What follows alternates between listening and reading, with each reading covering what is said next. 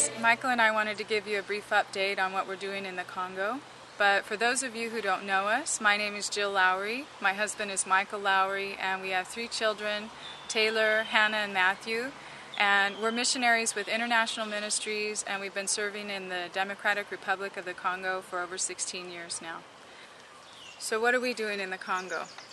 I work with the Congolese Baptist Women's Association. And for many years we've been working with Mitendi Women's Center, where we reach out to young women in prostitution and young unwed mothers. And a lot of you have heard that our program is suspended right now, which is true. We're going through a big land battle, which means somebody's trying to steal our property. And the good news is that we decided to take this time to really look at our program to see how we can reach out to girls more effectively, even if we don't have access to our buildings. And it's been exciting to see the doors that God is opening to us. It looks like we're going to have access to a building right downtown, which is right in the area where girls live, where the women live that work at the center.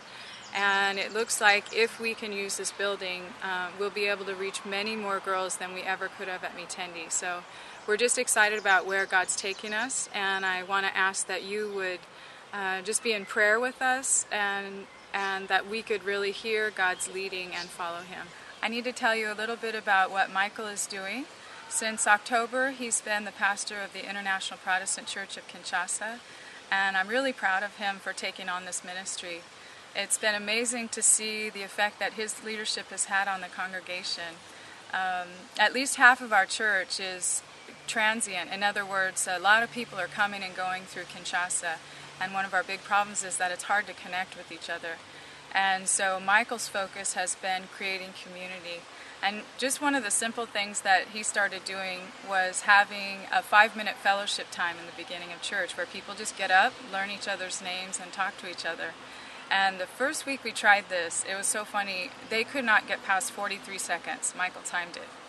Well, this last week, we did the whole 5 minutes, and then we started laughing because we couldn't get people to sit down and stop talking to each other. So it was just funny to see that in a few short months how closely people are connecting. We've got small groups and home Bible studies popping up around the city, and people are having real fellowship. And so we're just interested and excited to see where God is taking us in this ministry. So keep praying for us. Our kids in the youth group come from all over the world. And one of my duties as a leader of the group is I run the high school girls mentor group. And I just wanted to tell you about last week's meeting. One of our girls ran into the meeting and she plopped down in her chair and she said, "Aunt Jill, today you've got to teach us how to witness to people." And she said, "One of my friends is this close to accepting the Lord, and I don't know what I'm doing." So it was pretty exciting. We spent the next hour talking about how to share our faith with people. And the interesting part was that I hardly had to say anything. The other girls in the group gave amazing advice. They talked about what books she should read to prepare. They gave her verses out of Romans to step-by-step lead people to faith. But the thing that they focused on the most was the fact that you yourself have to be right with Christ, that you have to have a relationship with the Lord, because people are watching you.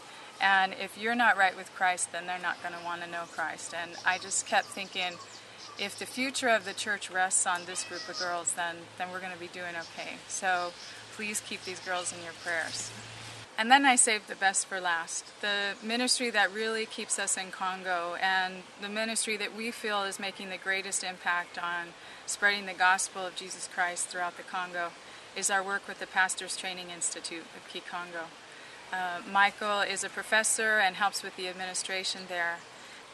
So at the Pastors Institute, we train husbands and wives to work in teams in rural villages and village churches. And the couples come to Congo, they live there for 3 years, and they have not only classroom studies, but they also have practical training in the villages around Congo.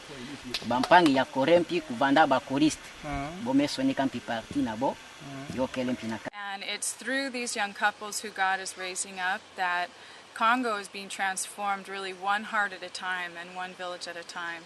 And it's a real privilege to be part of something like that. And I just wanted to end by saying that we love you guys. We really thank you for being part of what God is doing in the Congo. and for making our ministry possible, because without you we couldn't be here. So thank you.